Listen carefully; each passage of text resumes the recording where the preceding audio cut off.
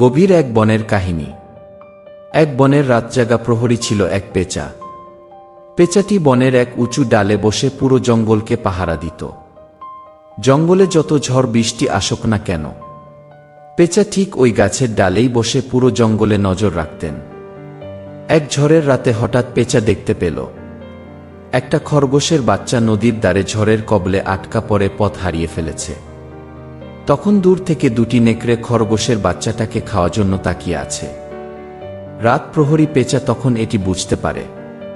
তখন পেঁচা সাথে সাথে উড়ে আসে খরগোশের বাচ্চাটাকে বাঁচানোর জন্য। রাত প্রহরী পেঁচা তার দুই পা দিয়ে ধরে খরগোশের বাচ্চাটাকে উড়িয়ে নিয়ে যায় সেখান থেকে।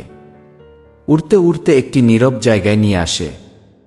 তখন রাত প্রহরী পেঁচা খরগোশের বাচ্চাকে জিজ্ঞেস করে, তোমার মা কোথায়?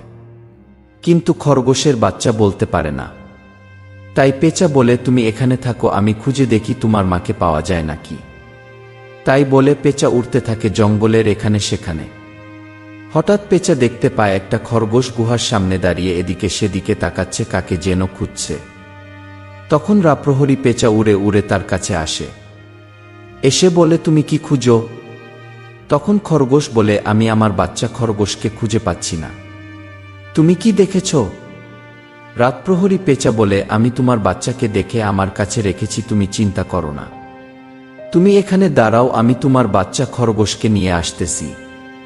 তাই বলে রাতপ্রহরী পেঁচা উড়ে উড়ে খরগোশের বাচ্চার কাছে আসে। এসে বলে, আমি তোমার মাকে খুঁজে পেয়েছি, তুমি আমার সাথে চলো, তোমাকে ফিরিয়ে দিব। তাই বলে পেঁচা আবারও পা দিয়ে দরে উড়ে চলল খরগোশের গুহায়। খরগোশের গুহায় এসে ফিরিয়ে দিয়ে যায় খরগোশের বাচ্চাকে। তারপর রাতপ্রহরী পেঁচা চলে যায় তার চিরচেনা গন্তব্যে, যেখান থেকে সে পাহারা দেয় পুরো জঙ্গল।